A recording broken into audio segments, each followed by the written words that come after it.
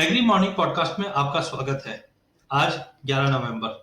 कल के सेशन में एग्री डेस्क के अंदर हमने आधी परसेंट की गिरावट देखी, जिसका मतलब पूरे एग्री पैक में हमने एक गिरावट भरा दिन रहा।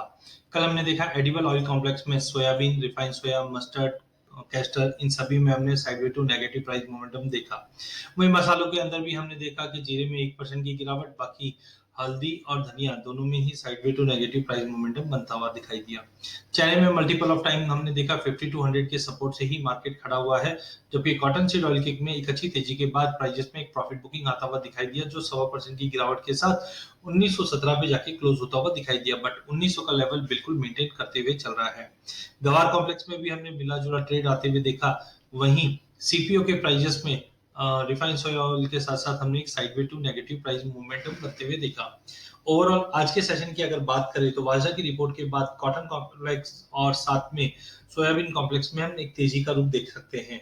आज सोयाबीन 4300 के ऊपर होल्ड होने से 4380 से 4400 तक का लेवल दिखा सकता है। वही रिफाइंड सोया 1000 के ऊपर आने पे 1009 से 1012 तक का लेवल दिखा सकता है।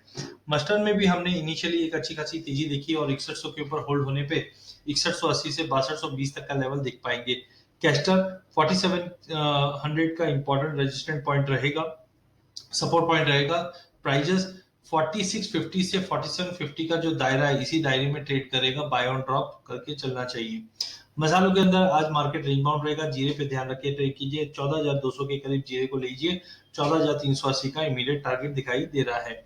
धनिया जब तक 6850 के ऊपर नहीं निकलता है, दायरे में ही ट्रेड करता हुआ दिखाई देगा, जबकि चने में आज लेवाली ज्यादा रह सकती है। 5220 के करीब लेके चलिए, 5180 का स्टॉप लॉस रहेगा।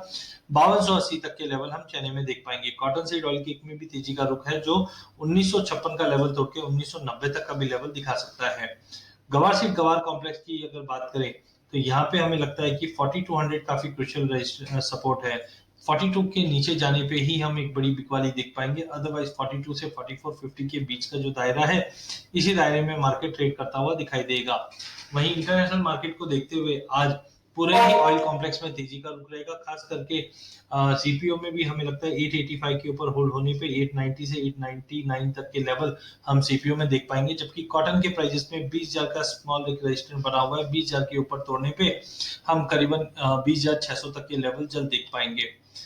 सीपीओ के प्राइजेस की अगर बात करें तो हमने ऑलरेडी प्राइजेस में देखा कि सप्लाई कंसर्न मलेशिया से जो बना हुआ है वो सपोर्ट दे रहा है। उसी के साथ साथ सोयाबीन को भी सपोर्ट मिलते हुए दिखा रहा है इंटरनेशनल फैक्टर्स को देखते हुए।